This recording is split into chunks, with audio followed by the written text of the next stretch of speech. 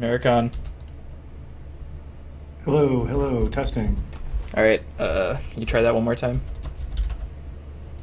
Try what? Talking? Yeah, okay. Alright, they Okay, can hear you. testing. This is a test. It's This alright, it's is a working now. test. I have video off on my side. uh, Should I I keep it off? I can't enable my video and have it go to OBS at the same time, but if you Oh, enabled your video, I could put you on. all right. I just tried and it said can't start video. Hmm. I mean, it's fine if you don't want to. That's fine. If they really want to know what you look like, they can check out the official Direwolf digital streams. Exactly. Oh, I need to turn. I need to mute Skype. Twitch, I mean. Should I call you Merakon or Paul? And should I call myself or CVH? Good question. I kind of enjoyed it when you called yourself CVH. It was kind of fun. Yeah, that's Not what Corey really. thought it was going to be, and then I just, like, the first time I did it, it just left a bad taste in my mouth, and then I knew I was not going to resolve it in my head before the end of the podcast. It's the stream. I was like, nah, I'm just going to keep flip-flopping, aren't I? Yep. Either one works, Paul or Merakon. Alright, I'll say Paul. It's easier. But this is Paul Denon, a.k.a. Merakon1 from Direwolf Digital, and everyone's telling me to open this pack since I just bought it. Stringing them on. Alright, so let's see what this pack is before we get into some games. And we'll be playing some games of Legends, talking about some games of Legends, discussing some different aspects of it as well. That pack was terrible. I can't believe you guys made me buy that. Very disappointing. Maple Shield, etc. So, yeah, I guess if chat has anything you guys want us to talk about, especially Paul, since he has a lot of insight onto how the game is actually made, we can go ahead and do that. Also, if you guys want to see us play any specific decks, we could basically do whatever. I've got a few not particularly tier 1 decks that I'd be happy to play against you.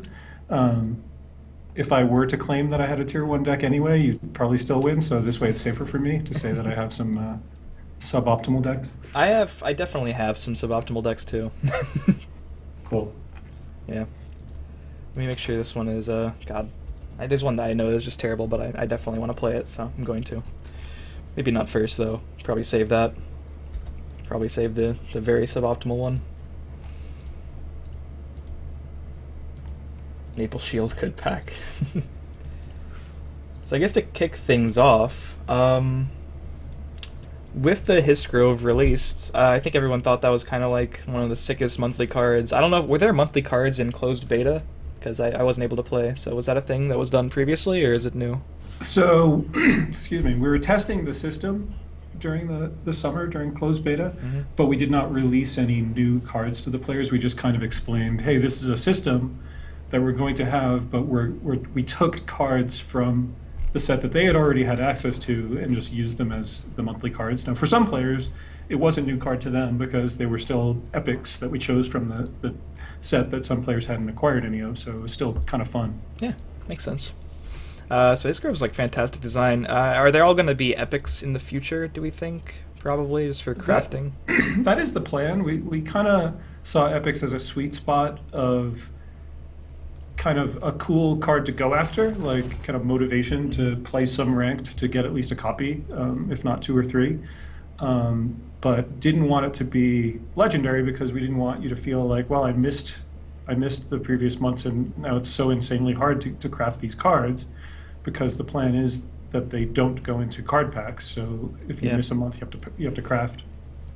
And I suppose there'll be a mix of things that you guys test and find they can fit into tier 1 decks, like Histgrove can fit into at least one that we found so far, being Ram Scout. But, you know, some things like Smuggler's Hall might sort of just be gimmicky, and I guess it'll make it so not everyone needs to have all the months to feel like they're still competitive, because if you get into the game late, you don't want them to be months behind.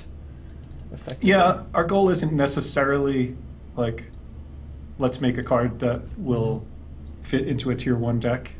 Sometimes it's just going to be a fun card for tier 2, and you never really know too. That's part of the challenge with designing cards for games like this is the uncertainty of, especially when you start to look at what's not available right now in cards that will synergize with this card.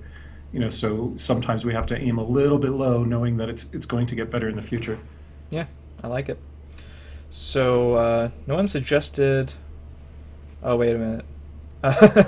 AJ asks, what's Paul's favorite Star Trek series? I heard he likes it a little. Is this true? Yes, it is true. In fact, I'm wearing a 5-year mission T-shirt right now, which is my favorite band. They actually write songs based on classic Star Trek episodes, and that is the answer. The classic Trek is my favorite. It's the one I watched growing up. I also love Next Generation, but classic is where it's at for me. I've never actually seen the original series. I know it makes me like a horrible person. I've seen all of Next Generation, and I'm like halfway through. What's the one? Cisco. Deep Space Nine. Yeah, that's the one. Yeah, got it. It doesn't make you a horrible person. It just makes you a barbarian. Okay. Yeah. All right, so we should probably queue a game so that people can see some gameplay. I will start with the Santos fellow wanted me to play this deck. I know he was streaming it earlier. Uh-oh. He's a good player, so that scares me. He is. Are you going to send a challenge my way? Yeah, I think I did. If it happened. If not, then I'm challenging someone completely different, but... Alright, yeah. So... Alright, I see it. I did stream this deck a good bit, so you probably will know what it is when you see the colors. What's up, Lord Azazel? How's it going? As PDMD turns the chat into Portuguese. I like it. We're a very diverse chat here. We don't mind. Alright, so I'm gonna guess that you're playing tokens. Or something similar to tokens. Perhaps I am. A lot of beta testers would know that this is my favorite attribute combination: willpower, endurance, spell sword. This deck is very different from my normal ladder deck, though. Makes sense. Oh, Corey's asking, Merakon, what was your favorite deck to play Hisgrove in when you were testing it? There's always a plan. I personally did not get a ton of testing in with Hisgrove. So our design department is kind of broken up into... I'm kind of the design director in a sense, so I don't get to do a lot of the grunt work, but I also tend to do a lot of the creative design and initial design on cards. And Hisgrove fell into the final design umbrella side of design. So I would say that my favorite was probably Spell Sword, because I happened to be playing a lot of Spell Sword when, when I was testing it. But you know, I know that people have had success with Scout and Sorcerer with it as well. Lord Azazel, wait, is this a dev from Elder Scrolls Legends speaking? It is in fact a dev from Elder Scrolls Legends. This is Merakon, aka Paul Denon, if you weren't here for the first part of the stream. Oh, I have a really sick turn, Paul. It's gonna be nice. Uh-oh. Well, it could be sick, it could be really bad. That's the joy of Balmora Spymaster. Oh no! Alright, it wasn't bad. It could have been much worse. It could have been Nord Firebrand. Stops me from dealing with your Goblin Skulk, which makes me sad. Let's see. Is it possible to make a deck with one color? Yeah, you can go mono, you can go neutral. It's an easy question. This deck is almost completely mono that I'm playing.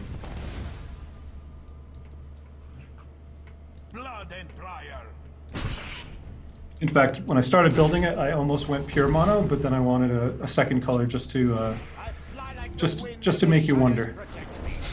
Oh, good grief! I keep top decking Balmoras. I don't know. I can't stop. So please don't ask me to stop. How many Zerg cards do you have in your deck? We're running out. Good. That's fine. Not a full spread of them anymore. Swim in deep waters. Lord Azazel says, so Mr. Dev, if you had to choose a class, what is your favorite class to play? Is it Assassin or Mage? What is your favorite? Well, I already answered it. It is Spell Sword. Apologies. I fly like the wind and the shadows. Wow, 3 Balmoras, but 3? I just keep drawing them! Oh god, Santos Bella, I hate you. I built the deck, but he was streaming it and he wanted me to play it. I don't know. Should I have attacked it this first? No, it doesn't matter. Please tell him to nerf Haunting Spirit. It's ridiculous. Well, we just found the hard counter, which is just, you know, killing it on a clear board effectively. I don't think it's that ridiculous. That's one of those cards that, like, a lot of people have a lot of opinions about card balance, and that's one of the ones that to me never really felt overpowered. Are there any that you're surprised that you hear like Reddit posts about, Paul? It's funny because just about every day there's a new card that's overpowered. I know, and like there's a new tier 2-0 deck even. Yeah, so that's why I was so scared to do a meta snapshot. I was like, people are gonna hate it like 2 days in. I will say that the card set is pretty well designed in that sometimes I am surprised. Like somebody I think posted that Intimidate was broken. And at first I kind of laughed because like I don't see a lot of Intimidate, but then I thought, well, you know what? It is a low cost card that can easily win you the game, so maybe you're right. I don't know for sure. It definitely could be there, but I still personally think I would like the only card if I could nerf one. I still think it's Soul Rest, even though a lot of people are gonna say Werebat and Kinsman. Like those are definitely maybe on the chopping block, but if I had to choose one, I think I would just make Soul Rest a tad worse than it is right now. I need a prophecy. You don't really need a prophecy. I would like a prophecy. I need to attack in the right order every now and then, but I did not get a prophecy. I do love oh, it only gives me one Magicka. I read the card wrong. I should probably have just hit you down to one, but yeah, water under the bridge. All right, I think we need to play this matchup again, or We can do that again, different, it's fine. or a different matchup. I don't usually draw all the Skulks and all of the Spy Masters. Svantos says, maybe it's too specific of a question, but I have to ask if you're comfortable with the current power level of Werebat, most notably the Prophecy part and how impactful it is when getting out early. Kind of goes into the same vein of overpowered cards.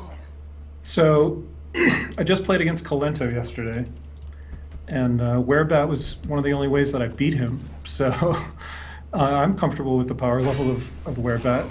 No, I think that's a really good question. And certainly when you break a Werebat on the first rune, it can be pretty rough.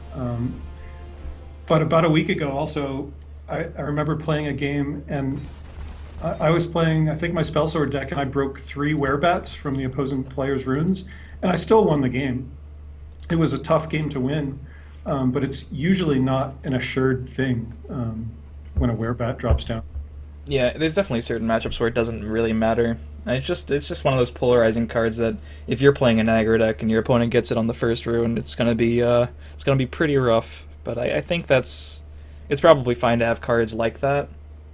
I don't know if there's a super easy fix. I think if I could think of one, maybe I've heard people suggest it'd be 5 cost, but I think that's a little harsh. Maybe just a 4/2 instead of a 4/3. That would be my first. If I was a dev, I would probably say, hey, let's test this first. So for a long time in development, the Werebat was a 5/3.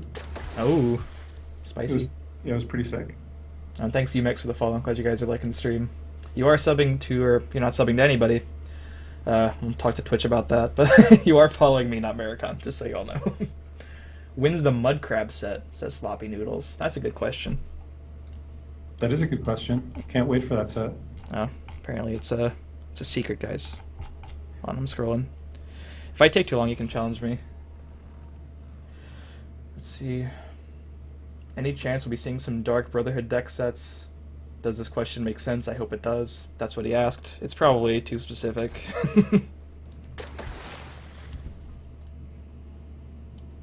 I think I missed that. Any Dark Brotherhood deck sets?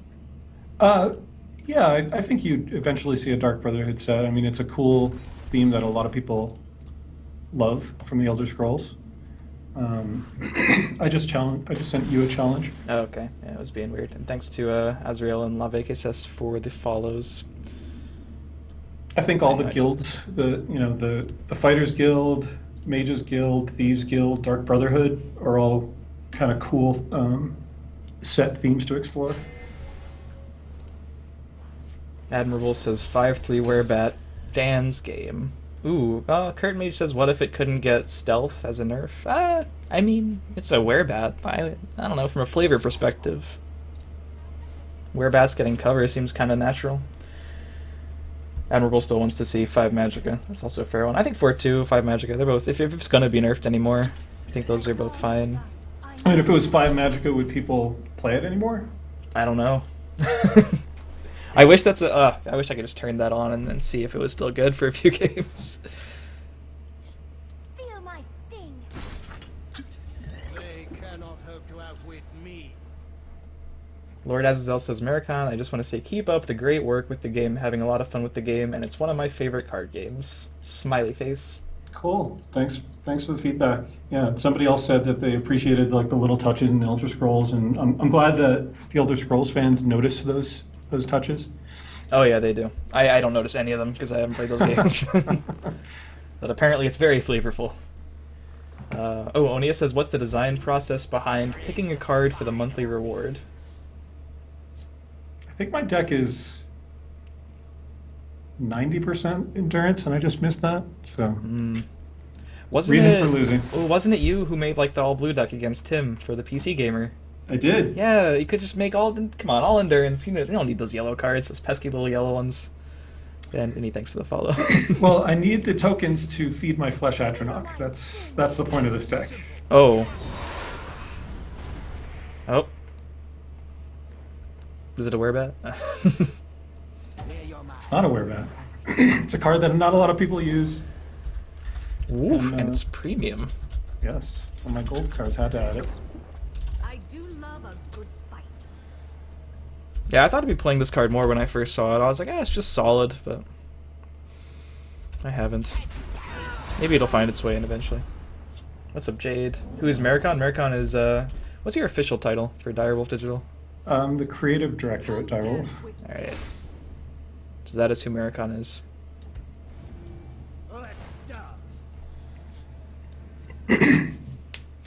And we have a few games, but you know, I've been primarily on the Elder Scrolls Legends for the last couple of years. That's awesome. Just to hear there's that much work going into a game. Dr. Von Pimp says, Merakon, I'm a long-time Elder Scrolls fan, really loving the game so far. It seems to me like blue, and particularly the combo of blue-green, is noticeably more powerful than other colors in Arena. Is that just my imagination? And if I'm not imagining it, how would you address that imbalance? Well, it's definitely not your imagination if you're referring to the past couple months, but we have addressed that imbalance by our recent patch where we've changed around some of the rarities of commons and rares in those two colors, and in strength. In particular, strength was suffering a bit from its common picks in Arena, and we also applied a slight nerf to Shocking Wamasu, because we're finding a lot of intelligence decks in Arena were just being able to go face a bit too much, and it was too brutal to face lightning bolts and Wamasus. That makes sense. So whether, how much that works, we still have yet to see. But the numbers were pretty close anyway in terms of all of the color combinations were close to 50% win ratio, so we're really just kind of trying to massage it a little bit towards 50. Yeah, Arena stats, that seems really hard to balance with alongside Constructed, because you have to take consideration not only the power level of cards, but the power level of all the different rarities. Any 1003 asks, do I think Legends is going to grow a lot due to its potential? Well, I'm sure Merakon's a little biased, but if you've heard my stream at all, a lot of people ask me that question, understandably so. It's a new game, people are apprehensive, but I think the game itself is very well built. So I would say, as long as the advertisement is sufficient, I've seen like probably the highest percentage of any game I've played of people who try it out and stick with it. I haven't really heard anyone say, I tried it out and it wasn't really for me, which is something you hear in a lot of other games. So that's interesting. I think it's definitely poised for success. I wonder what's correct here. No, it's definitely this one. We'll stand together.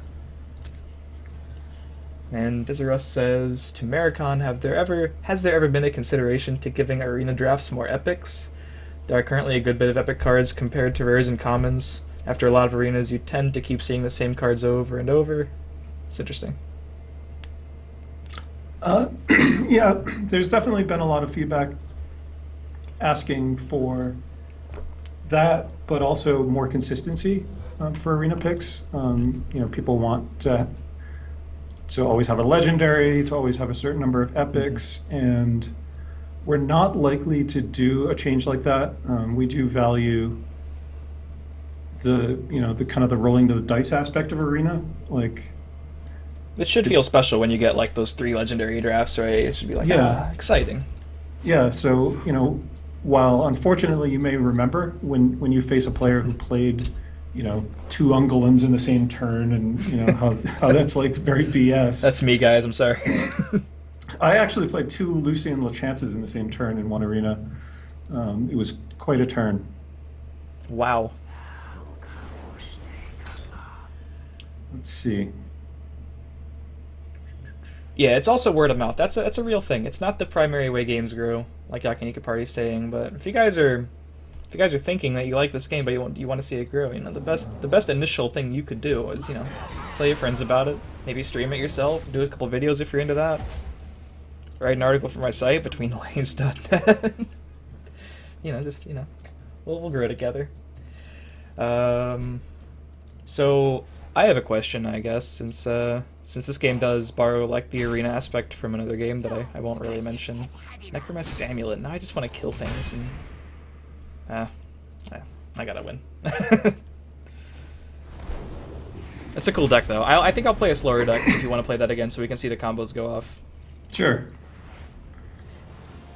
Because I definitely sort of got the the elixir into 2-drop, 3-drop, 4-drop, but in a different Yeah, and I game. missed my guard. My ally really should usually not miss.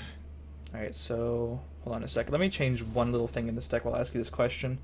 For Arena, do you think you're just going to keep adding all the new cards to Arena like they do in Hearthstone, or is there going to be any sort of difference there? Because eventually the Arena pool gets to be pretty large, and I suppose it'd be hard to balance with that much RNG and picks. We're starting to discuss those issues now because we're starting to test expansions internally. Mm-hmm.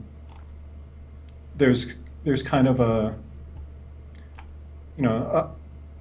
quality bar that we want to hit, where if we do change up Arena and don't just inject the new cards, we don't want to do it unless it's really high quality. For the first expansion, we may end up just adding the new cards because it's not going to be too crazy to just do that. But we certainly are contemplating other things, like, for example, like what if the first few picks are only of the new expansion, stuff like that. That's cool. I like those changes. Alright, so I haven't edited this deck in a while, which is why I needed to quickly rehash it. So the voice actor question that I saw is kind of outside of my control. Bethesda does all of the contracting out to the voice actors. Like their sound people kind of have already developed those relationships with the actors from the Elder Scrolls series of games. I'm not sure if they're referring to the Wes Johnson question, because we do actually use Wes Johnson for the arena as the arena announcer, and he's done Lucian LeChance also in the past. Oh man, my boyfriend watches Critical Role and stuff, so if you get any of those guys on there, he's all into like the lore and all these different voice actors. He knows who everyone is. He got excited about that in other games, but yeah. Oni asked, does the dev team feel like items are currently in the right spot or perhaps being slightly underused? I think that they're probably, we probably nerfed some of them to the point where they're underused, but I mean, I am seeing some reports from players. I think somebody said, they got pretty high in Legends with the Heirloom Greatsword recently. That was a card that used to cost 1 less in closed beta. It's kind of, items are interesting because when we push them, they can cause the losing player to feel like there wasn't much interaction. So we're looking at ways of doing less high strength, high power items that just can't burst out a win. That makes sense. Jade asks a very great question that probably can't be answered, but I'm sure you already know it's on everyone's mind. Are there any plans for an in-game tournament mode? I can't really talk about specific feature plans like that, but I think I'll just say for me personally, I think that would be totally cool. I agree that it would be cool. Wish we had some more information for you, but I mean, at least it's not completely off the table. I'm pretty sure, for those of you who've played another game this long, that it's kind of just completely off the table for, they're just not going to do it in certain other games. Never Lukey mentioned that Heirloom Greatsword is so good in Arena. I'm glad to hear that too. I'm glad, sometimes if we do, suppress the power level of a card in Constructed, at least it can have its place in Arena. Corey was so mad at me the one time I didn't take it, and then he told me to take it in another draft, and it just carried like half the wins at least. It was a pretty crazy card. Silence is not a thing you see a lot in Arena, as it turns out. Alright, so... Don't think I want to do this. Definitely don't want to do that, right? Do I want to do this? I guess I do. Yeah. Yeah.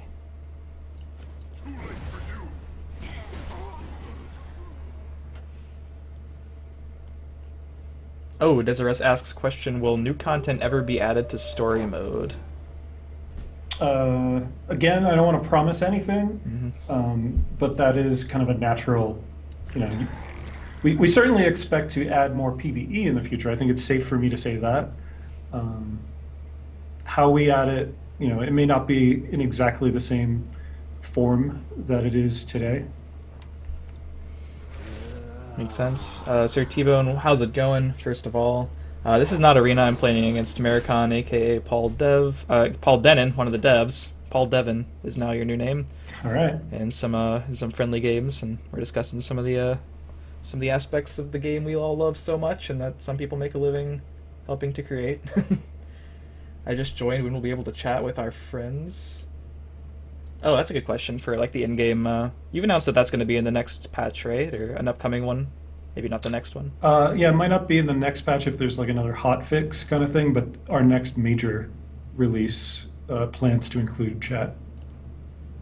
The longer the odds. All right. Oh, when is that going to be indestructible? Whoa, such a good card. Yeah, that was a mistake on our part to ship that text on that card.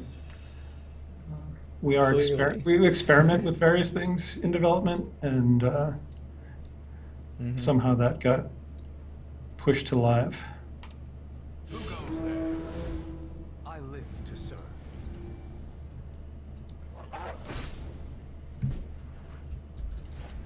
Oh, because I'm bad, Santos. That's exactly why. Santos is just correct. Sometimes you are bad, and that was one of those times. We all have those moments. To be fair, I am attempting to reach out at the same time, but... So what you're telling me is you have a piercing javelin in your hand? I'm not saying exactly that, but I may be implying it. As a spell sword player, I have that decision quite often, and sometimes I screw it up, even though I've played infinite games of spell sword. Yeah. Because I looked at the other card first, and I was like, I definitely don't want to do that. And I looked at the other one, I was like, maybe I want to do that. Oh, any tips for the new month reward card for this month? Color, maybe, says Dramora667. Are they gonna like rotate colors? So no 2 endurance back to back or something like that? Yeah, I think that's our plan. Whether we stick to it, I can't say for sure. Because we are also willing to use the monthly card system as a way to kind of like pivot quickly on an issue. Like if there was a deck out there that was problematic, in our opinion, for the metagame, being able to address it via a monthly card might be something we might do. Mm-hmm.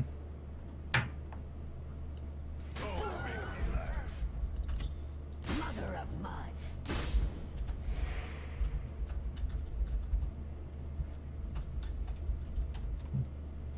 I know. I had changed my mind about the effect that I needed to use there, Santos. That one's on me. I have no idea if he's playing Dawn's Wrath, so I'm going to keep the lanes split. Lukey hopes the next one is Red Strength could use new cards. Yeah, we were talking about that more towards the beginning of when we got into the game, like on the first BTL podcast, because we were thinking about maybe Red needing some more tools. Where do you think Red is Strength right now, Paul? Any opinions about it? I think it has some really strong cards in it. I think items as a strategy are not, as powerful as maybe they could be. And items was kind of one of the core design elements that we gave to strength and intelligence, for that matter. It's kind of, the red guard thing. Finding out that my deck is not very good here. No, it's fine. I don't know what happened. Like, I'm playing a control deck. I shouldn't really be attacking, but then I just drew a hand that enabled me to do so. People should do that more often, I think, with control. Admirable taught me well. It's like, just hit the face. What are you doing? Destiny says, can he tell us what colors they'll nerf next and when the next patch is? Probably the second part of that. You guys probably don't even have the nerfs exactly decided upon. You said there's going to be a good few more before initial release, or the actual release, rather? Yeah, we're testing some now, and I'm not going to, I can't really say what we're going to nerf because we are still trying to decide on some final nerfs. We're looking for buffs too. Like, we really don't want to just be seen as like the company that just, they just nerf things when they're too good. There's already a company like that. You don't want to be like that. I mean, to be fair, it is hard to buff some cards. Like, a lot of players point to certain cards and say, like, why is this the way it is? Rothgar Forge, people want to cost lower than 7, and we've tried it lower than 7, and it's pretty dangerous. That's pretty interesting, because that's actually like a card that sees constructed play, from what I've seen. Not a lot of it, but somewhat constructed play. Do you have an estimate on the amount of nerfs you think might occur before the official release? Or is that still undecided?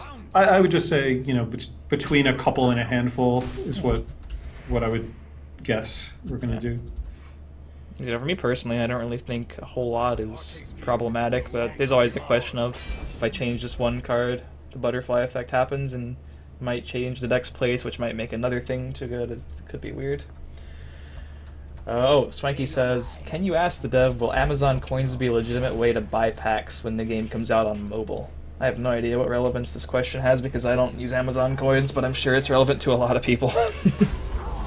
Is there any knowledge about this? The Amazon coins? You swim in deep waters. Merakon's concentrating on his turn. I have no idea what Amazon coins are, so... Wow, see, me too. All these youngsters in their coins. Alright, I just want to prove to you it was a slow deck, or it was supposed to be. There's a Hisgrove in here. I had 2 Flesh Atronachs in my hand, I just could never... I think I need more guards in my deck, is the issue. Yeah, I mean, Stalwart Ally went off that time. Do you run Tigers and Hive Defenders, or are those yellow cards that you've just decided No, not to? I was looking at yellow for tokens, not guards, but I probably should have put some guards in. Yellow has some pretty great cards, I have to say. Let's switch. I'm going to switch to another deck. I'll send you a challenge. Santos says if we buffed Dark Harvester to 9 Magicka, people would start Desperate Conjuring and Odiving. That's not how that card works, Santos. You have to buff to 10. All right, Santos. Santos got it. Wait, should I play this the same, or you choosing a different deck? Or? Yeah, but you can use whatever. I'll do the same one, I guess. It's I wanted it to not be super aggro. Basically, using Amazon coins as you save money on card packs. I mean, that's probably not something the developers would. Maybe, I don't know. I don't know how this works. Generally not. Generally, Bethesda would be deciding on, payment forms.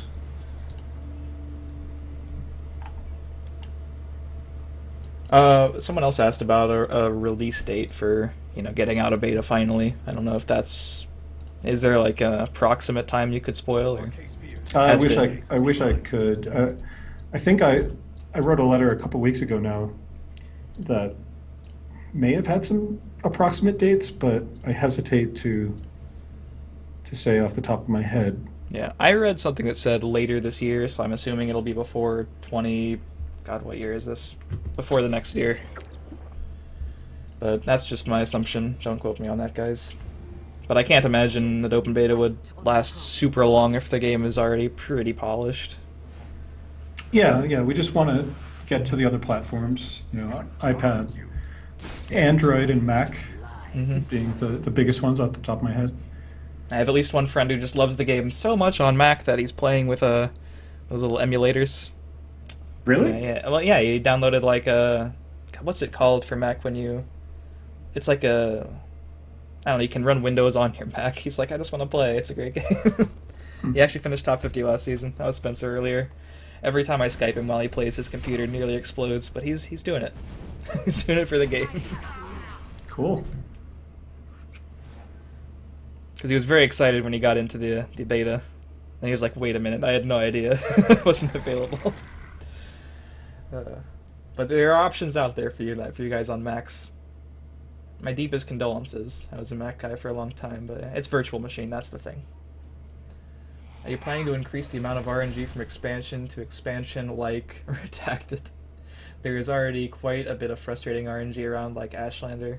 Well, I just want to preface Merakon's answer by saying I personally don't think Ashlander is that frustrating.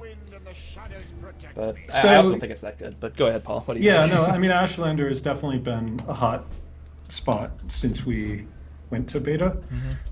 More in open beta than in closed beta. I didn't see nearly as much players being upset about it during closed beta, so it was a little surprising how loud that became. But yeah, I mean, we've talked about it. We didn't think the card was that pushed. We don't think the card is that pushed. It's not seen in a ton of decks. If we reduced the damage it did, we feel like it would kind of push it out of all decks. You know, we're kind of afraid of doing that. We know that some people do enjoy the card. Yeah, for everyone who hates a card, there's going to be someone who enjoys it, and it's not always the person on the other side of the table. Sometimes there are people who legitimately enjoy watching a card have that sort of effect. I have you now. I definitely want to Javelin the Balmora, but I'm going to not be insane. See, that's the thing. You just get excited about these cards and they go off sometimes. But Ashlander, it can be upsetting, but I don't know. Like, a lot of people have taken it out recently. People are kind of coming to the conclusion that apart from very few decks, it's... Wow. That's quite the combo. It is. This deck is called Winter is Coming. Wow. My poor preserver. Alright, what's the play? I'm like a little more scared of the 3-4 than I should be now. Alright,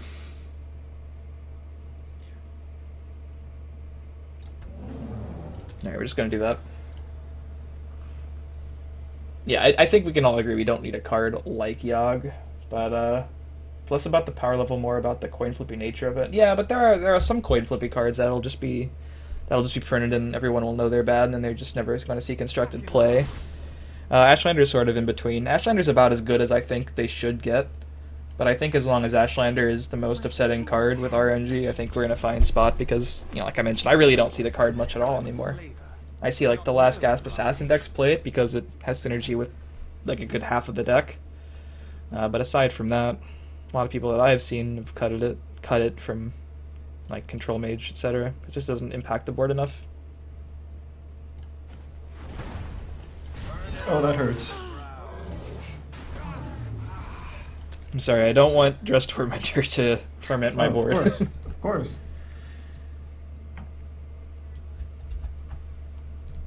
Back in line.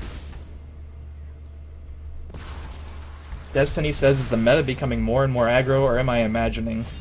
That's interesting. I mean, as more and more people play, I wonder, do you guys keep track of what's being played day to day, or is that not super relevant? Because like some days it seems like it's different because people are experimenting with the deck, and then people log on the next day and they want to counter said deck, and meta changes ever so slightly. That's always fun to me, is trying to counter the ever-changing nature of the meta. Yeah, I keep track of certain streamers day to day. Every time I log in and watch you play, I'll notice what you're playing. But no, we don't keep that close of an eye. Day to day would be probably drive us insane from the amount of work that would take. And we have other, we check on it maybe week to week, every couple weeks. I think it's just trend-based, personally. Like, people might log into my stream, I'll play aggro one day, and they're like, oh, aggro's good now. It's totally different. A lot of it's just, me not wanting to become bored with the deck, and I just, I'll play whatever I feel like on a certain day. A lot of the time I put thought into it, but a lot of the time I really just say, I want to play this deck today. Not necessarily because I think it's the best in the meta. Is there any link to CVH's Spellsword deck? I could probably talk about it again in a video, but I just edited this slightly since I haven't played with it in like a month or so, and I wanted to give it a shot. Ask Merakon, when will guard and heal be nerfed? I like that question. So now Guard the plan. guard is hopefully not too strong. I mean, it needs to be strong for our 2-lane system to work well. Yeah. So what do you think about that, actually? Since I read some pretty inflamed Reddit posts, like not recently, but I guess when it was first, people were starting to really grind Arena and wanted to build their collection. People were really upset about the Shadow Lane's impact in Arena because a lot of the decks tend to look more, well, they're more varied in card choices, but they all kind of operate more similarly because they turn into mid-range decks occasionally, a lot of the time. So the Shadow Lane can just invite those racing situations, and people were having a problem with that. Do you think that's an issue at all, or any plans with the lanes in Arena changing? I mean, it's certainly an issue. Like even when feedback doesn't match my experience, if there's a lot of feedback along those lines, it's an issue that we have to carefully consider. I actually wonder if players don't contest lanes as much as they could, and that leads to more racing situations in Arena. Makes sense. I am the Queen Mother. Oh. Attend me. Well, I still don't have to deal with it. I do love a good fight. See, that's the problem with Balmora, is that you don't want to deal with it early because you don't want to lose the tempo, but if you let it hang on until late in the game, it might just kill you. So what's the answer? I see a question about if we plan to make the starting hand bigger, 4, 5, 6, 7 cards. 7 would be insane, like no question. Yeah, that would be a lot. Whoa. Legends is a game where like you have a lot of gas. Every card is meaningful. A lot of CCGs will have some resource-oriented cards, so that's why you're going to see some card games that start with as much as 7 or sometimes more cards in your opener. But when every card you draw is gas to fuel your game, it's really dangerous to go above a few. I mean, we've tested with 4. What am I supposed to do here? You have 2 giant creatures on the right. I guess. Guard needs to be nerfed, Merakon. That's what you do. You make that change. No, it's fine. What I needs just to be want nerfed? chat to know guard.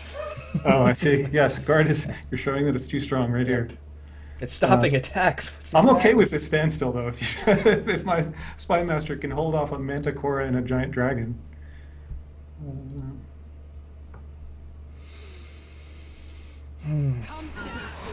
All right.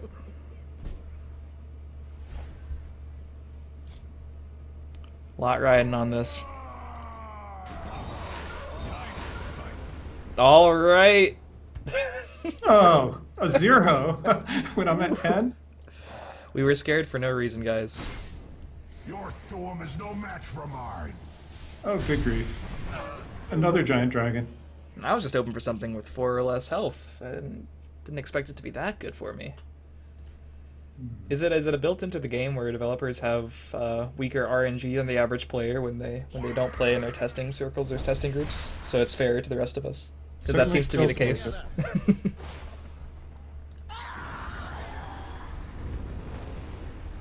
Neofilm says, I feel like 4 or 5 cards would make the game much better. I don't know. Coming from Hearthstone with the same amount of cards in hand, but much smaller decks, and you do get to run less copies of a card in that game, but it did feel like way too many games felt the exact same. And you don't always want them that to is an feel- important point. yeah. Yeah, consistency and diversity of experience. And you don't want them to all feel different because, oh, I happened to draw worse, so the game was different, but it really doesn't feel like If you build your deck thoughtfully, it's possible to draw that bad to where you really feel bad about it. Like, sometimes it happens, but it would still happen with higher card count.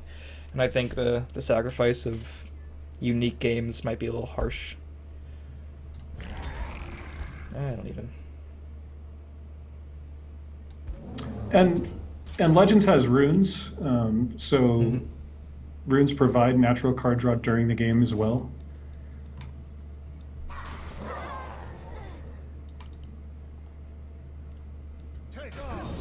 PDMB says that Balmora Spymaster was one of mine. Yeah, that's been happening recently. By the 8th, they will meet their makers.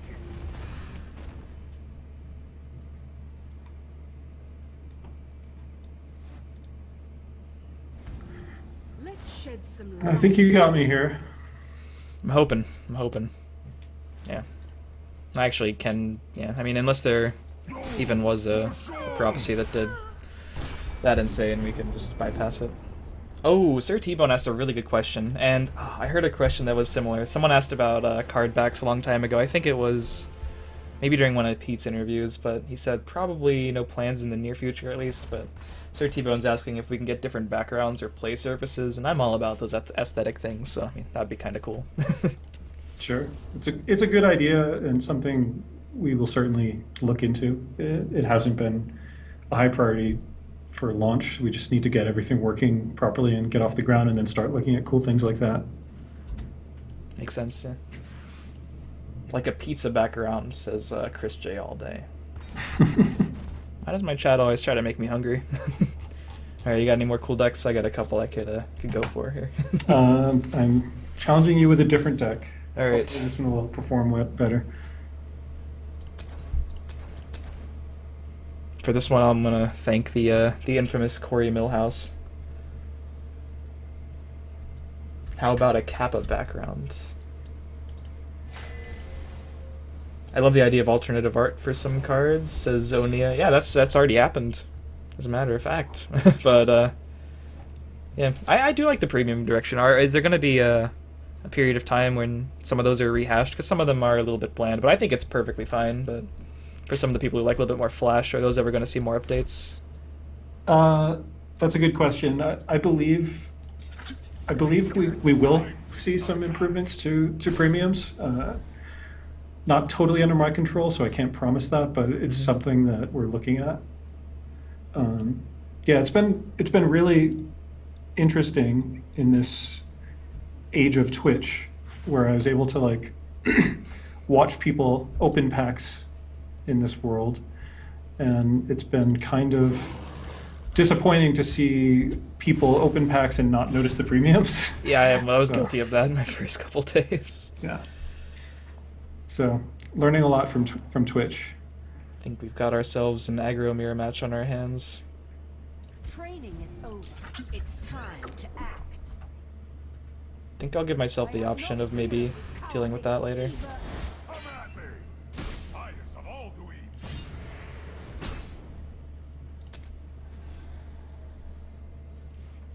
eat. Jade asks, looking at that list of friend requests, is there going to be an up on the amount of friends you can have at some point, like the limit? I figured that would just come later, like in game chat. Yes, because, we definitely want more. Yeah, I promised my Twitch chat a few times they could just add me, and eventually I will confirm them. This is a tough call for me. Swag HD, will there ever be any more special deals like the starter pack? I have to imagine there'd be at least something on official release, but I'm not gonna. Maybe it could just be the starter pack, because there are going to be a lot of new players too. I think this deal could hold for a while, but any exciting things in the works for that? Woo! He's not attacking. He's not attacking, guys. I can't when you get off to that kind of Scared to start, death. and I don't. We scared Ooh. tonight. Come at me! So that's the most valuable card. This is the second most valuable card. So the special deal thing, like we even changed the main menu so that it implies, I think, pretty obviously that in the future there could be more specials like that. Yeah, I really like the new menu system, as an aside. I still misclick a lot, but that's just because I'm me, not because of the menu. Time to fight. Ooh, Tarkus asks for premium cards. Is the plan to keep going with the gold shimmer style, or sort of like the starter pack card revamp? That was like a full revamp. That black sat protector is beautiful. Any thoughts on well, that actually looks pretty nice too. See, for some of them, the shimmer really sets it off. Yeah, well, in this case, your Orc Clan captain already has also has a special effect that's kind of Yeah. highlighting his special ability. My arrows shall fly true. Time to attack. It was quite the start. Yeah. I floated 4 magic at that turn. Doesn't even matter. So Nearfilm just wants to know if making the starting hand a +1 is a definite no, or maybe in the future. That seems like the kind of thing that would have to be fixed before official release, because Duelist did something similar where they changed a lot of mechanics after the release and people got a little bit upset. Or, I don't know. Yeah, I hesitate to say never on anything, like, because I think we're generally very flexible on a lot of things, but a core engine change like that, we spent a ton of time balancing the cards based on the current starting hand size and 5 runes. Like when we started, like early in the game's development, there were only 4 runes and you only had 25 health. In fact, they were called shields at the time, not runes. Ooh, that makes me excited. That'd have been a lot easier for me to transition. Yeah, and the stats on some of the cards were much smaller. Like I was just trying to look at some of my old spreadsheets, and I saw like a 3-cost 2/2 charge guy, and a 2-cost 1/3 reaction protector, which in today's terms is prophecy guard.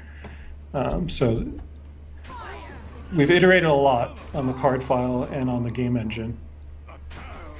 The odds of me coming back from this are very low, but try it. They're getting lower, Paul. No! No!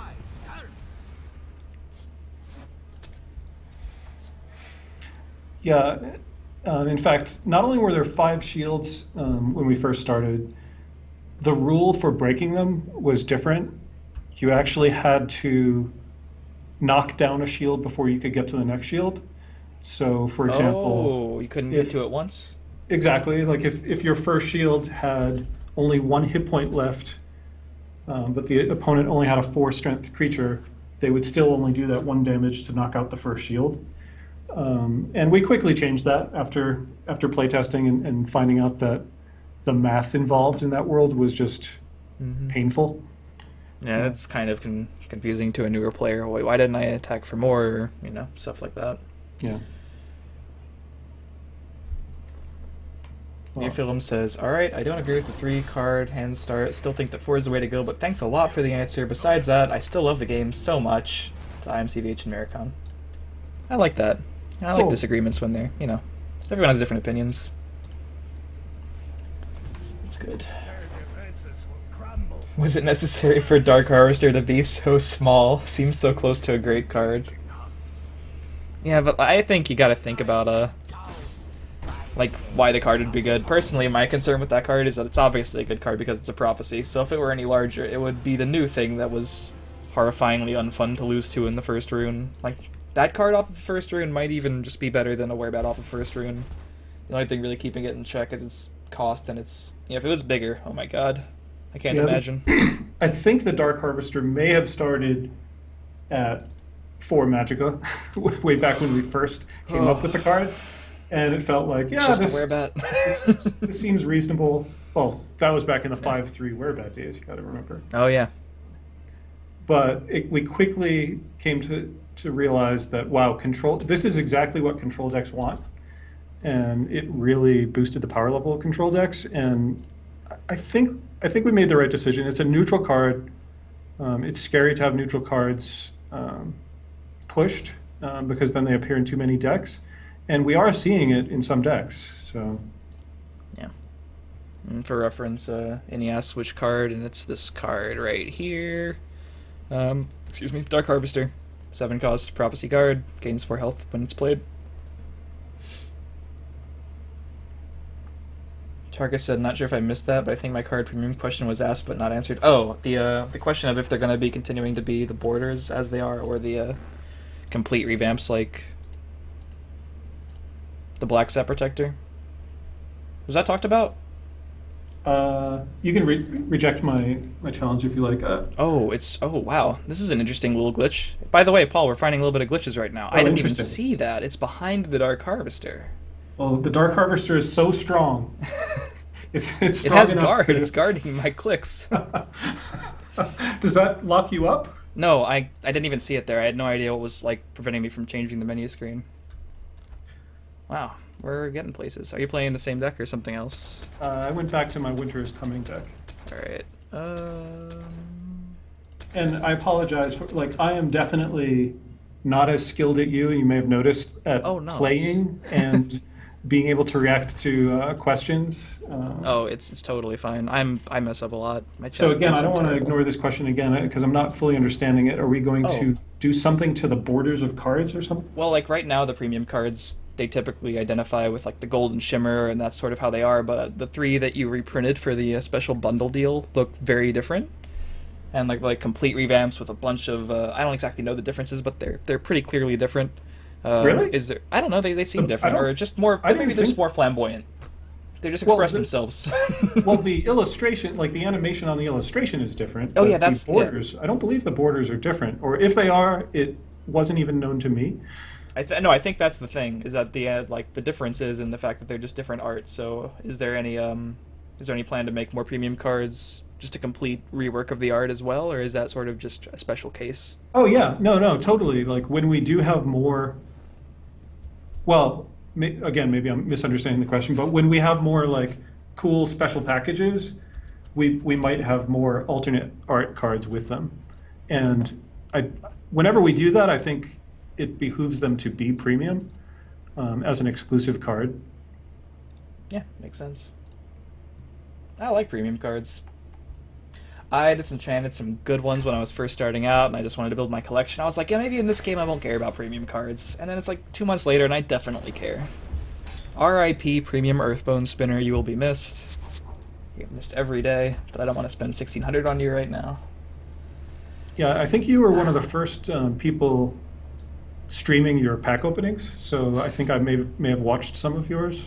Oh, nice. And I think I watched some of Earth Powers, Carl's. Oh yeah. I actually I YouTube videoed one of his, I think, for his channel. And when he opened his cards, I actually wondered if there was a bug with the pack distribution algorithm. Oh, his pack opening? Oh, I was wondering too.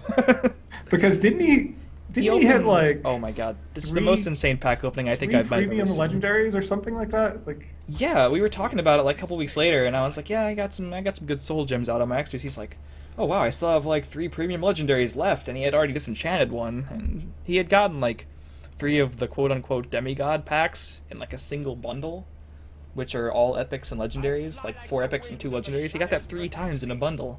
I have yet to get one of those, by the way, Paul in the chat, so I have a legitimate gripe here. I am well overdue. Also, I have no idea what deck I queued up just now. Oh wait, now I remember. Alright, this is happening. For what it's worth, I've had some pretty bad luck with packs too. In our internal environment, we can playtest with any card, but on live, I like to experience the game as players would. Yeah. So, I started playing free to play, busted out my credit card when I wanted some more cards, and I didn't hit very good legendaries in my first opens. Yeah, I mean, a lot of people haven't gotten the God packs. And Chess Piece Face with the host, thank you very much.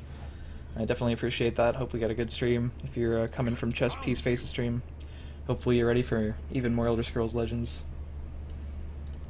I'll make sure to return the favor sometime. And the planning at Spellmora is ignore it as long as possible, and then hope it gives him a Nord Firebrand. What's up, Sporvin? I wonder if I changed this deck. I thought this deck had 3 Crown Quartermasters to put daggers on my Spy Masters, but I have not seen one yet in both these games. Well, maybe if the hand size was bigger, Paul. Just playing. We'll stand together. Nephilim said, Merakon, you said the team was working internally on expansions and stuff. Is there any new races like ice elves, etc., planned in the future? That's interesting because you just changed some of the races the way they worked, right? Yeah, good point. You know, we broke up the undead and animals to open up potential design space, dealing with more specific creature synergies. There goes my spy. And yeah, like I think we'll see sea elves, the Maormer, I believe they're called in the Elder Scrolls universe, at some point. Interesting. So Mauritia says some advice. In the main screen, the blue flags on the practice mode art are drawing too much unnecessary attention. Maybe you should consider changing to a more reddish tone. That's pretty interesting. I hadn't really thought about that at all. Who am I talking to? This is... Was it already answered? Yeah, it was already answered. Okay, it was Merakon. Paul Denman, yeah. Where's the mud crab tribal? Oh, someone asked, actually... this is like a question that basically pops up as all the time as a question could ever pop up, but it's probably good to keep answering. This is a good amount of people here. Why do cards like Mud Crab exist that do nothing? I would argue that Mud Crab does a lot, and I love it to death. But for reference, there's a good article by one of the old Magic devs from like 90s on like why bad cards exist, if you could even call them bad. My first inclination would be to tell you to look at Arena or alternative formats like that, or Limited, or whatever game you're playing. Ask yourself if a card that's bad and constructed like almost all the time would even be bad all the time in an Arena draft. And I have picked Mud Crab in decks that win 7 wins because, you know, they fill a purpose. They're a common 1-drop that might help you with your curve, and even past that, they're good for newer players figuring out sort of how cards work. Because someone might play it just because it's cheap and they think it's good, and then they might realize that a slower card with a less stats but a better effect is, you know, it's good at learning tools, and they're good for the alternative formats. I don't know if you have anything to add, Paul, like why bad cards exist. You plan on making any more bad cards, Paul? Sure. So, mastery is a really important thing when you're designing a game, for players to feel like they're mastering the game. And while maybe I'm speaking to an audience where none of you needed this, but having some bad cards is really helpful for new players for strategy card games, because they don't know that card that they're playing with right away is bad. If they can come to that realization that it's bad on their own, then they have the agency over that decision and they feel mastery. And whenever players feel mastery, it's good. It's good for your game. If you're making a strategy game, that is. You know, some games, you know, a lot of mobile games, it's more about delighting players. But in a card game, it's much about mastery. It's not all about mastery. I shouldn't go that far. That makes sense, the difference between mobile games, because in a card game, you're going into it knowing that the game's not going to be over in 2 minutes flat. You're in it because you enjoy the process of playing it. Well, for most people, that involves, you know, feeling like you're getting better. Where's the giant mud crab? Ooh, I have a question that probably can't be answered. But in another game that I can actually feel good referencing this because it died a long time ago, called Duel Masters and Kaijudo, which had a shield mechanic. There were cards that had evolution, and they could be played on top of other cards. Like if I had a skeleton evolution, I could, you know, pay my cost for it and put it on top of this, and it would like evolve. But is there anything sort of like that ever planned? Because that would be pretty awesome. I wouldn't divulge it even if there were. Yeah, that's fair. I had to ask. But the mud crab tribal it's another, you know, good question. Like, why aren't there more tribal cards? But the danger with too many tribal cards is that they're not going to be well supported.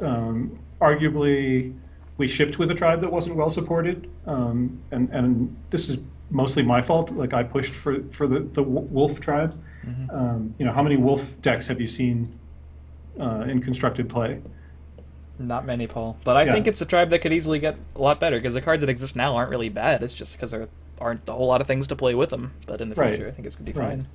So, you know, the Alpha Wolf in particular, I think it gives all the other wolves +2, was a card that I was pushing for as an appealing tribal card. It's a very flavorful card. And again, it goes more to, newer players to the genre. I think tribal is a really exciting mechanic to learn about when you're learning about CCGs. So I will fall on that sword. We'll stand together. But yeah, the good news is we can just add more wolves in the future, and suddenly, hooray for the wolf tribe. Yeah, I'm excited for that. Yakiniku asked an interesting question about mulligans. He wonders about the algorithm for randomization. Sometimes I mulligan a card, or I mulligan a hand and either redraw the same cards or draw the same mulligan cards within a turn or two. I think that's like confirmation bias personally, but I am interested to see if there's like a thing that prevents a specific card that you just mulligan from being redrawn again. Someone told me there was a thing like that in a different game, where if you like had a one of, you're only playing one of it in your deck and you have it in your hand, you mulligan it away.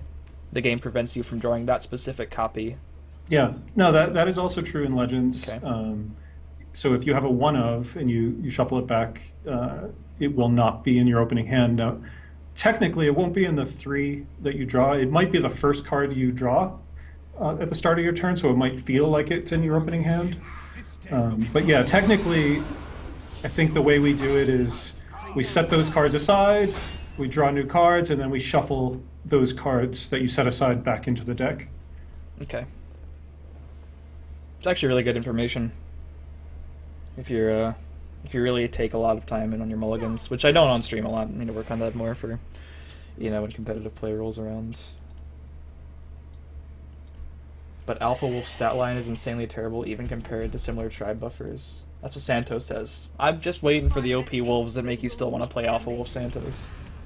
As soon as there's an excuse to do that, it's happening. Yeah, and to be clear, I didn't push for Alpha Wolf to look exactly the way he looked like. I just wanted a wolf tribal. I think we were just conservative with his stat line. Burn it all to the ground. Farewell. Pillaging Tribune's so good. It's pretty good.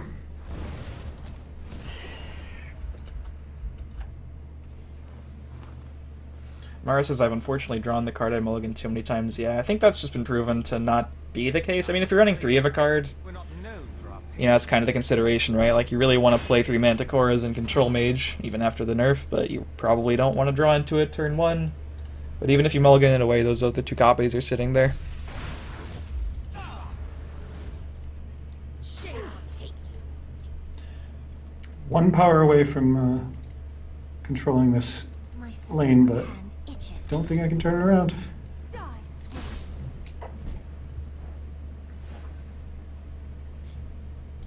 unholy matron. Farewell. I underestimated Lucian a lot. Are there any of the legendaries, Paul, this is just my question, because I can ask questions too, chat. Are there any that you designed, or you guys all tested, obviously all of them, but are there any that have seen more play?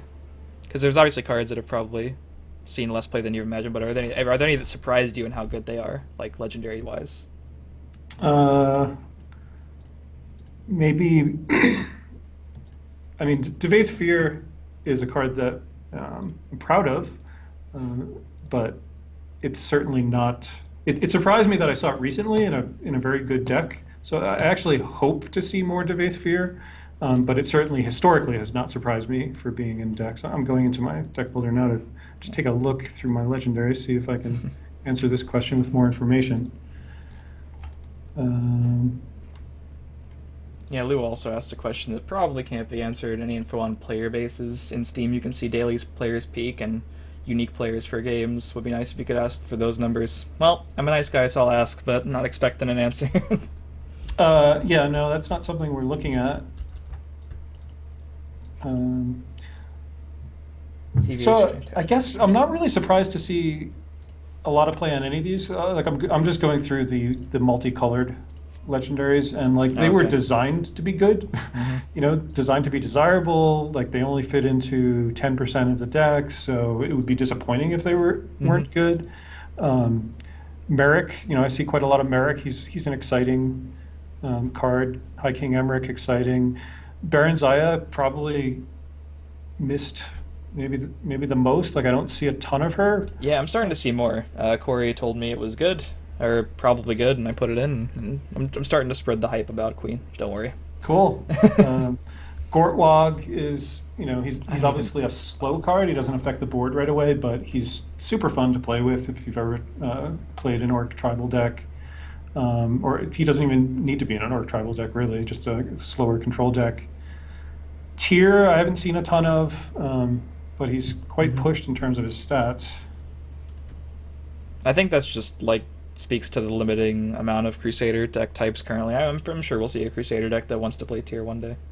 Like, that really wants to play Tyr. I don't think it's bad in any of the existing decks. A lot of people just don't want to play it. Yeah, he's almost, by definition, Tier 1. Yep.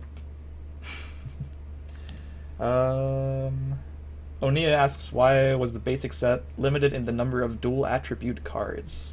I guess that's a good question, because obviously there's a lot more single attribute cards. Is that sort of the ratio that we should expect in future expansions or releases? I think we're willing to change up ratios. Every multi-attribute card, though, can only fit into 10% of the decks, so we felt like we found a good set one, kind of core set amount. By having more mono cards, the set could be explored for longer, we felt. So having one really exciting legendary for each and one really good epic for each of the attributes, I mean, that alone eats up 20 card slots. Yeah. So it's kind of hard to push beyond that with your opening card set. Are we ruling out any common dual attribute cards in the future? I wouldn't rule them out, no. All right.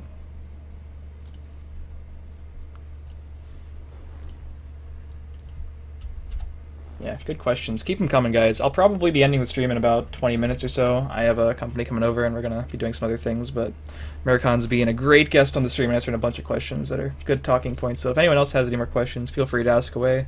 Drop a follow if you haven't followed. I'll be back on more than likely tomorrow night for more ladder stuff, because ladder's also good. And I appreciate you taking the time to have me on your stream, by the way. No problem. It's a lot of fun.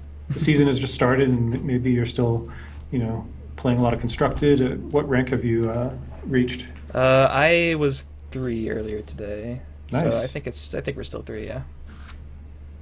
I know a lot of people are grinding faster, but it's fine. I was testing some different cards, some new cards. Somebody asked, what is this very good deck with Fear? Unfortunately, I don't remember. I play a lot of games. I do remember it was a well-constructed deck that got Fear out as soon as possible and destroyed me. Alright, so I'm going to challenge you with this deck, and I feel like this is the game where you start to run it back on me. Yeah? Should I stick with some of my wacky decks or go to my... It's up to you. It's up to you. I'll This switch is to a definitely different wacky deck. Okay. What about the number of epics in the game? There was a thread on Reddit complaining about it, that there's too many epics. I don't know. I haven't actually counted, so I really don't know the numbers. I'm sure Merakon knows the numbers, though. I should know them. I'm bad at recalling numbers. I do know, though, that we did aim pretty high with epics in set one. Maybe too high. I think there's more epics than rares, and maybe that was a mistake.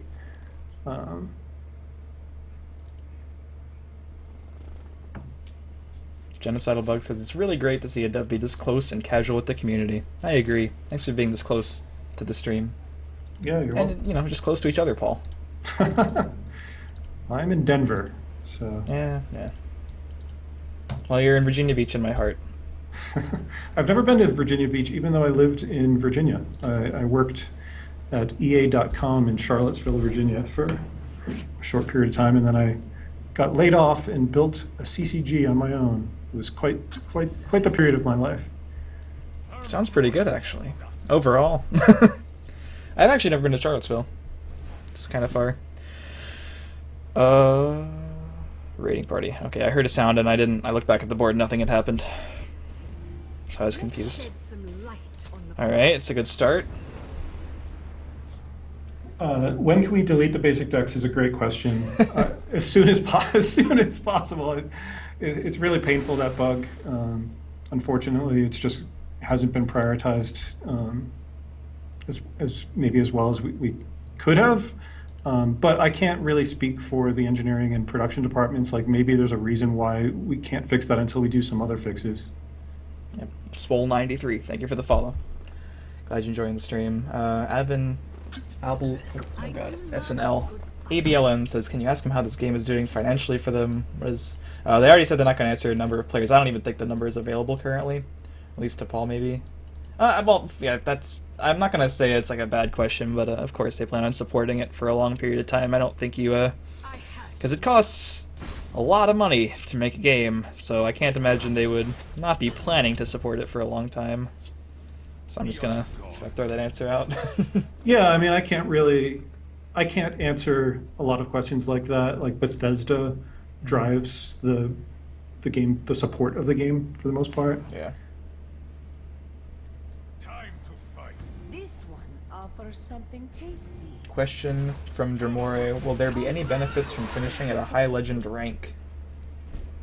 That's probably for like way far in the future, but still a good question, I guess. Yeah, I think if we start to look towards the far future and like stuff like organized play, I think I could imagine some there, but I mean, for the most part, most people don't make legend, right? Yeah. Like even though Statistically, even though it's more than other games, perhaps it's still not 50%. Yeah. Maybe percentage-wise, it's been more than other games. Although I expect that to go down this month. But there were what 2,400. Yeah, did it go down actually last month? I think it was slightly higher the first month of open beta. It was like around 3,000, and then with some of the changes, I guess, halfway through the month, it might have pushed it down to 2,400. Yeah. Might be the case.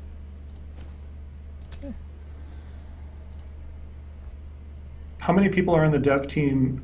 I am not comfortable giving an answer to that just because Millions. it's easy for me to forget. Like, because we have like almost 100 people here working at Direwolf, but we've got like 3 games going, and it's hard for me to remember who's on what team at any point in time, and sometimes resources get shuffled, so it wouldn't even be a fair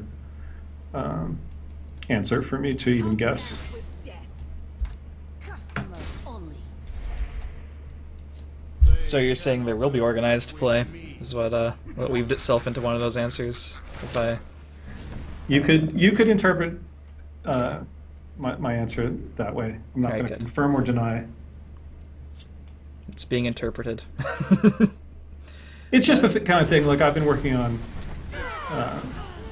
strategy card games for a while, and organized play is just generally something you think about for them. Yeah. So Generally. What's up, Tannen? Tannen Grace is here. He's great. Oh, Nearfield asks, what is the percentage of players who makes it to Legend if you have that number? I don't. Oh. But My it's guess would be... it's pretty small. Like it's lower than 10% for sure. Yeah, you definitely... Like, a lot of people make a lot of memes about, oh, like, everyone reaches Legend, but that's not the case. Yeah, Everyone who plays super regularly at a fairly high level reaches Legend, and that should be the case, but Yeah. it's easy to forget about, the people who don't. Exactly. Like there's a lot of people who are the most engaged posting on Reddit, watching streams, streaming.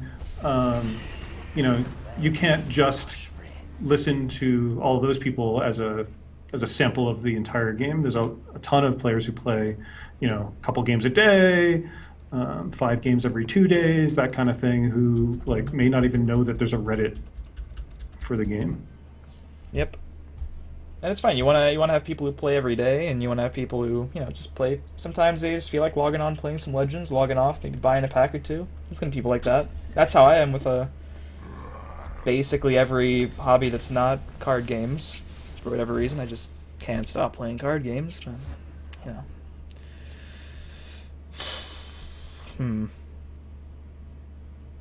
All right. You have to develop a plan. So it has been written.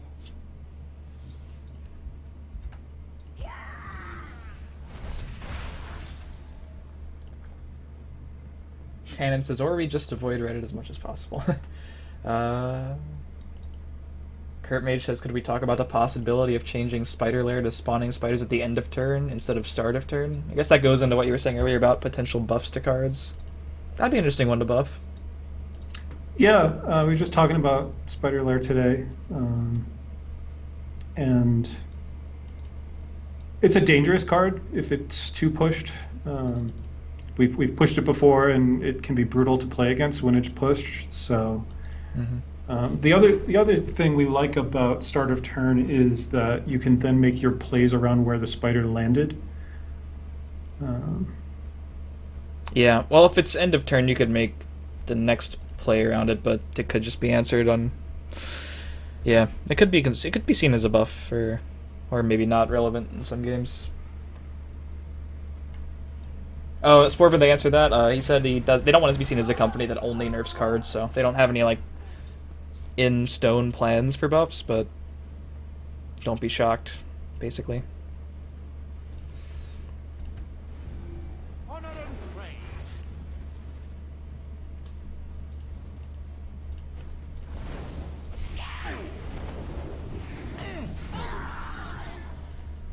You have defeated my giant.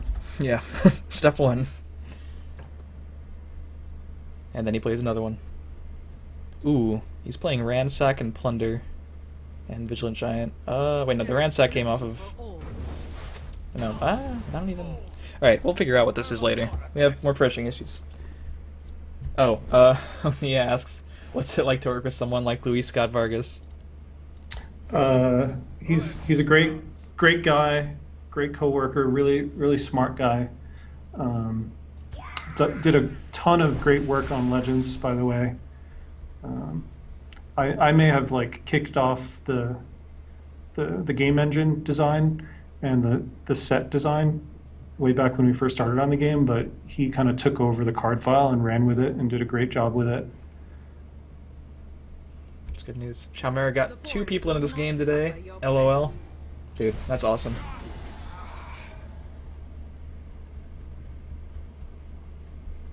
Lou asks, is Todd Howard involved in TESL? I don't know who that is. Maybe you do. Todd Howard is the guy who's like designer, producer, basically the guy behind the Elder Scrolls franchise, or at least with the last couple Elder Scrolls games. Oh, there's a good question. I'm also interested in the question about there being eventually enough prophecies printed to make an all-prophecy deck. Basically, the question was if you are okay with where it is, and unless if you think it's maybe potentially a worrying mechanic. Because obviously Prophecy Assassin's a deck with a bunch of prophecies in it, and if it could ever get to the point where it's pretty unhealthy if there's a deck with just way too many. Yeah, we're definitely have to always wonder about that and watch out for that. Yeah, Tim Clark from PC Gamer asked me the same question. I kind of flubbed the question, I think, so I'm glad you asked this again. I think one way we can look at that is by designing prophecies for different deck archetypes, so that mashing them together isn't going to like produce a lot of synergy. That makes sense. Like certain prophecies that are strictly good for aggro decks. Like Greystone Ravager is a pretty good example of that. Right. I think.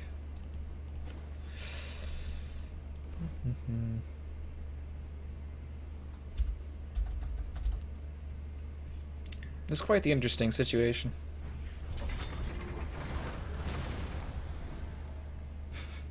My portcullises are defending me.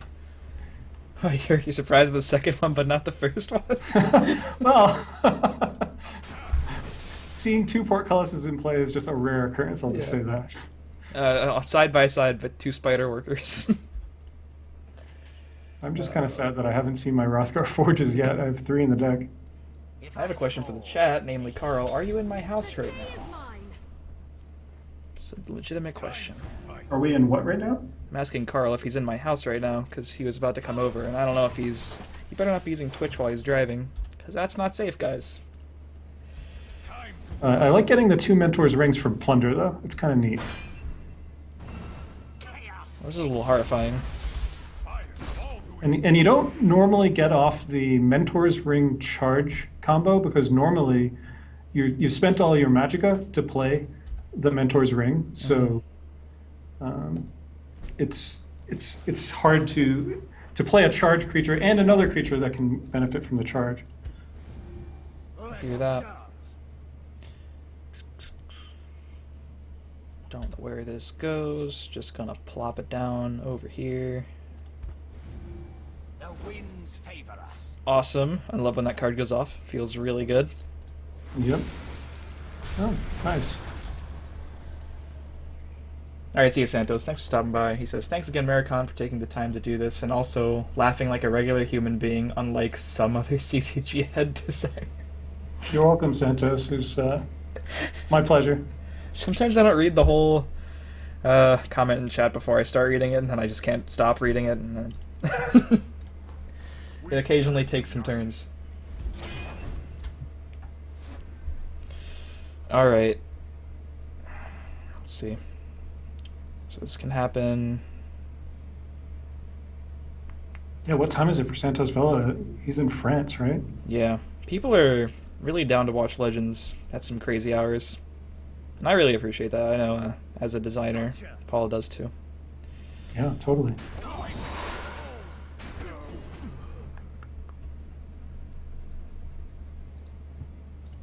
Alright, so...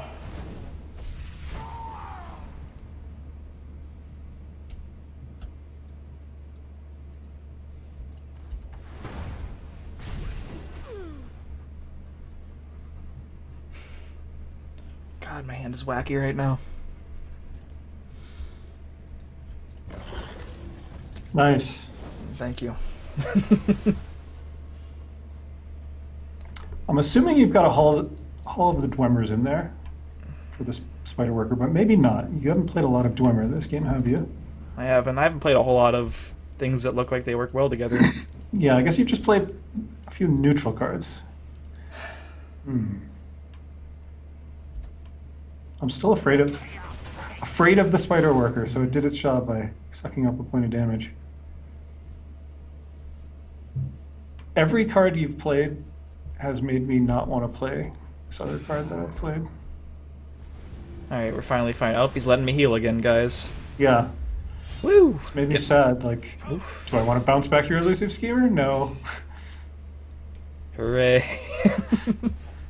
Do I want to bounce back your navigator? No. Let's dance.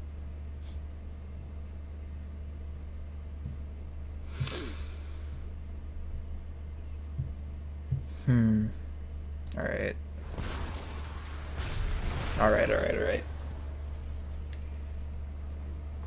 Ooh, are there ever going to be Ember Skiller asks, I bet there will be cards similar to Hidden Trail, but with like windy lanes, or some of the ones from Soul Arena. That'd be interesting if you could turn lanes into some craziness like that.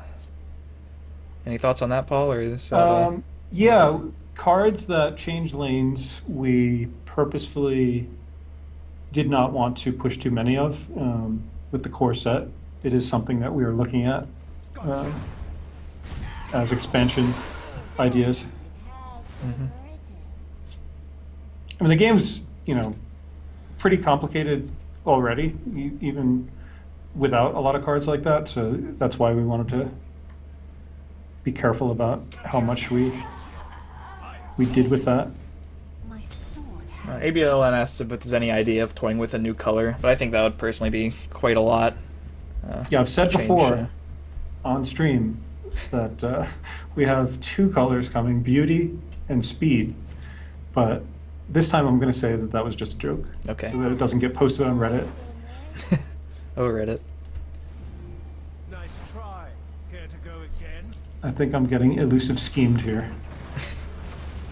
Did you see the stream where someone in chat suggested in casual that I play a deck that was completely devoted to drawing Ungolem and then bouncing it to my hand and copying it a million times? That was a stream. Nice. People usually just conceded when I got like 9 Ungolem dudes in my decks and I never actually got to play them, but it was fun for a bit. Ungolem is a popular card, very appealing card. Mm-hmm. Gotcha.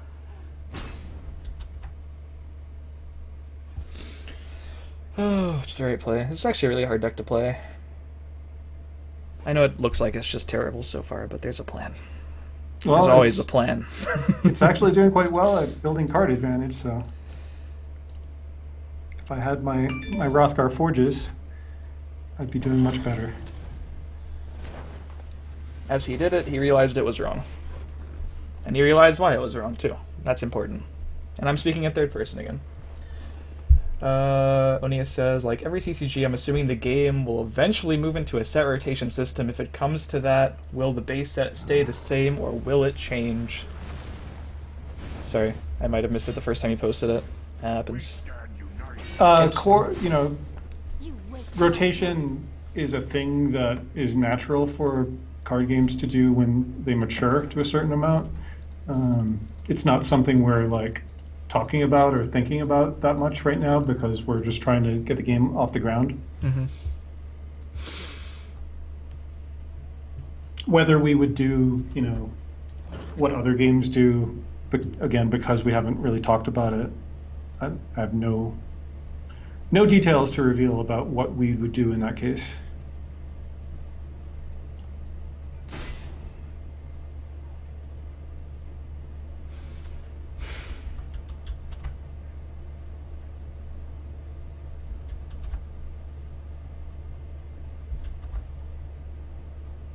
You've defeated 2 of my giants.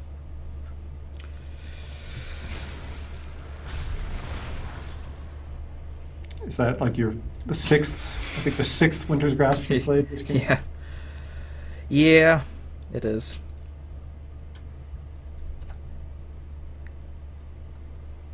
These giants, man. I need to count the cards in my discard. Or see what's in there. It's not a mill deck, I promise. Alright. I believe in you, deck. You can do the thing.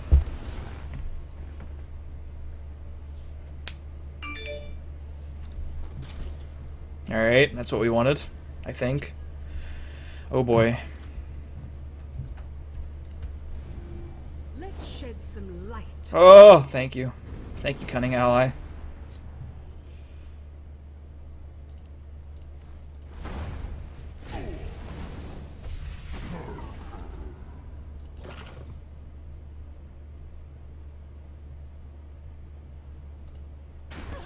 Alright. Those giants, man. You waste my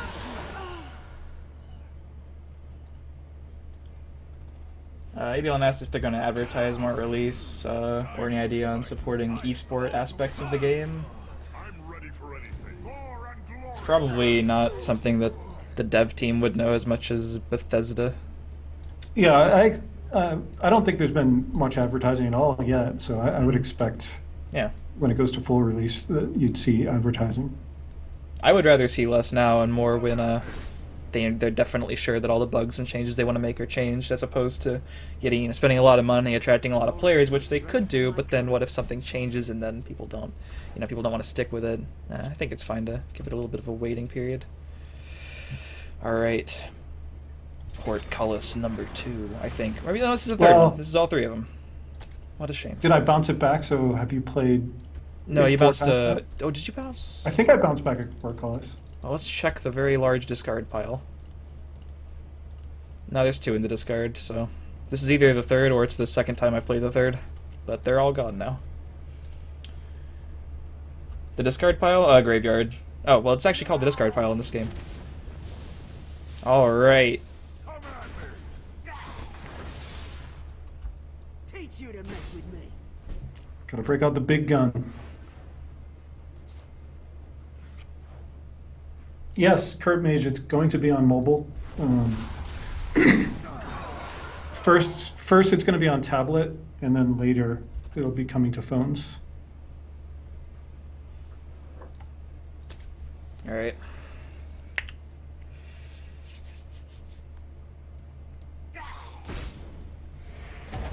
Alright.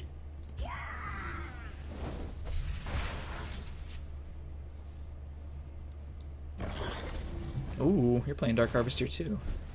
Dark Harvester is the new meta. Apparently.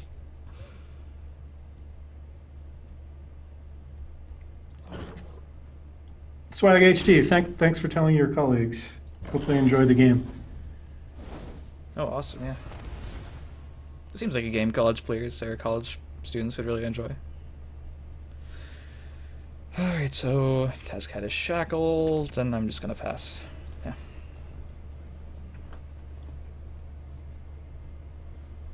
I think all of us here want it to be really successful. It's a good game. You guys did good, Paul. Thanks. We're definitely proud of the game.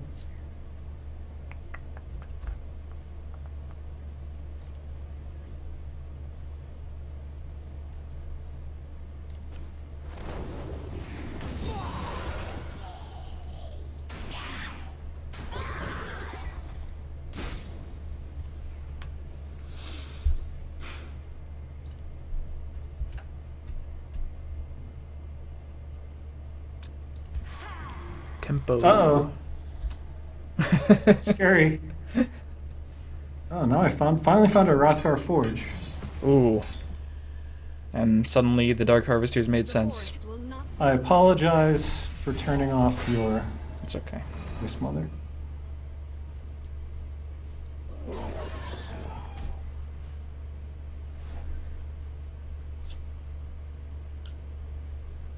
Would have been nice if I'd had it out before I got my Durzog. It's probably my favorite Rothgar Forge tactic is to have the last gasp creatures that, when they die, it triggers again. I didn't even need Wisp Mother, Paul. I can Uh-oh. just draw the other one. Uh-oh. How many cards have you drawn this game? I have 6 left in my deck. Tier 22.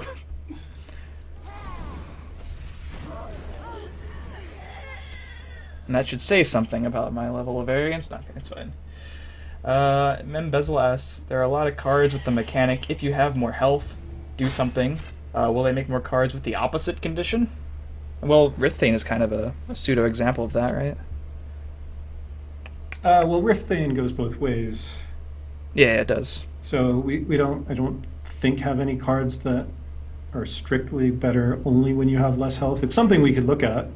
But the have more health cards serve an important function for the game as a counterbalance to the rune system.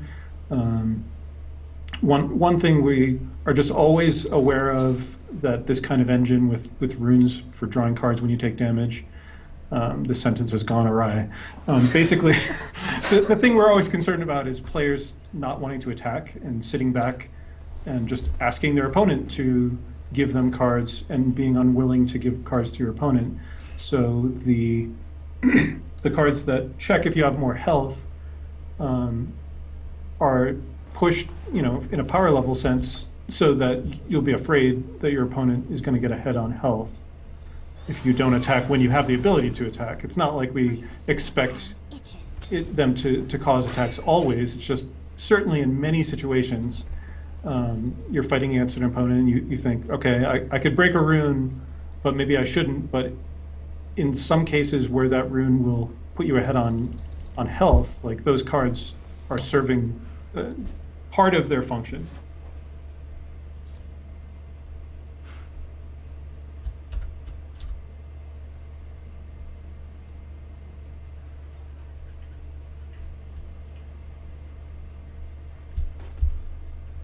Is this a one-turn kill deck?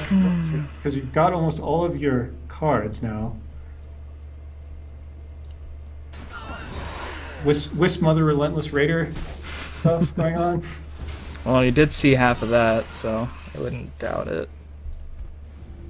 Honor and praise. Okay, it's probably just the schemer.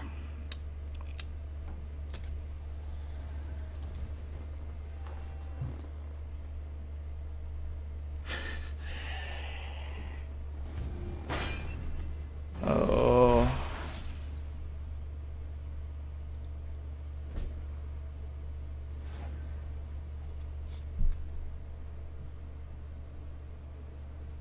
Five cards left. Yep. That seems to be the case. You've won all the other games. You can at least give me this game. I'm gonna fight for it.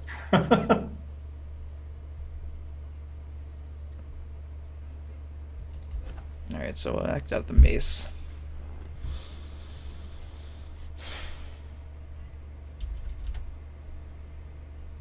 Astrohawk I think you're referring to those same cards. If you have more health, you get a bonus. I don't know that they immediately win you the game on turn 5 because you have one more health.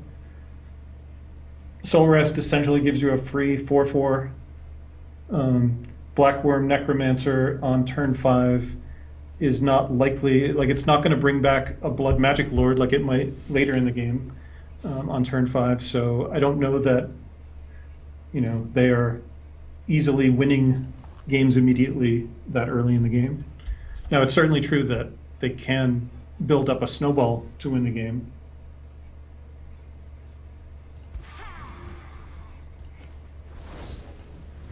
Uh-oh. Be on your guard. I just don't want to die. That is a fair thing to worry about. Might be what's oh whoa, double forge. So, am I supposed to be nice and not kill your other? Yeah, you're supposed to kill it. Yeah, I think because I've won 0 games tonight. I'll go for it. Kill what you need to kill. Alright.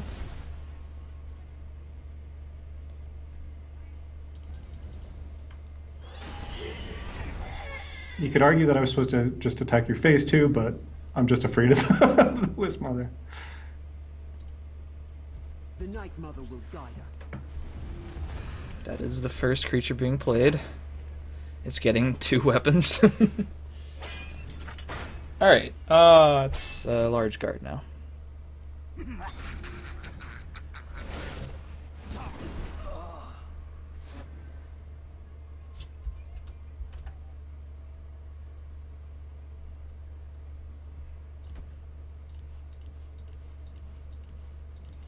The more health triggers rewarding aggressive decks while punishing defensive decks. Well, anything that rewards aggressive decks would punish defensive decks. Is that a true statement? Our thought is the engine rewards defense, so it's not. It certainly doesn't seem unfair to provide some tools to reward aggressive strategies.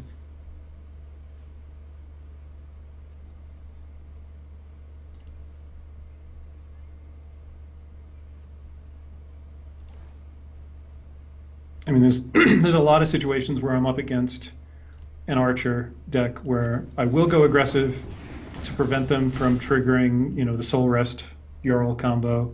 But there's other situations where, you know, they get the jump on me and it's futile to attack and I just need to stabilize and I don't lose all of those games. So we think that it doesn't always feel bad. The way you may be characterizing it. The final Wisp Mother.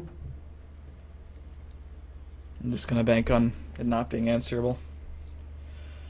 I cannot answer it unless I get a weapon. Well, you do have 2 shots. What I'm gonna do is hope for the kill here. Oh. I'm ready for Oh man. Nope. Oh, Maple Shield. Right Maple on Shield time. is not going to do it. I will Maple shackle your Shield. Wisp Mother. Okay. You're down to 4 cards, so if I break a rune, you're going down to 3. We stand united. War and glory. So now you're at 3 cards, up down to 2. So now if you play Schemers, you could kill yourself. That is true. Let's see. Alright, so I think the way this works is I'm dead, but I am dead because, Diaphree, thank you so much for the follow. Care to go again? Nice try. Why I am dead is because I actually drew the combo, but I don't have enough damage since he shackled To me. break a rune? Yeah. I'm just gonna play them all, so you guys kind of know what's going on here. I could have obviously attacked with the 2 attack first if I needed to. Then I pop this off, play 5 Relentless Raiders. Oh I'm my. just out of cards, and I had 7 on board with you at 32, which Oh is what I my. was hoping to set up for. And Well, at least we got here. I had 4 cards left, and they were 2 0-cost gamers and 2 raiders. I was like, where were you guys? All right, well, this is a board. Yes. Just And in now, case of anyone course- doesn't know what fatigue does, I'm gonna show them really quick. Yeah, I was gonna say I was gonna pass my turn, although I have another way to try. Nice try. Wait, it just keeps drawing. What? well this out of here. now you will die. Yeah, now I'm dead. Okay, good. It destroys your front room and kills you. That was a fun one. Buy the egg, a fine battle. Oh man. Well, that was a fun game to end the stream on. It was. Thank you so much for stopping by. Yeah, and No stalking problem. people as far as partnership goes, I'll probably reapply soon. Hopefully, eventually they will partner a bunch of people. Can you cycle the schemers forever? Apparently, you can. Wait, that's interesting. Well, eventually I'd rope, so Yeah. I could cycle them for about a minute and a half, I guess, if I really wanted to. If there was a play as many elusive schemers as possible quest.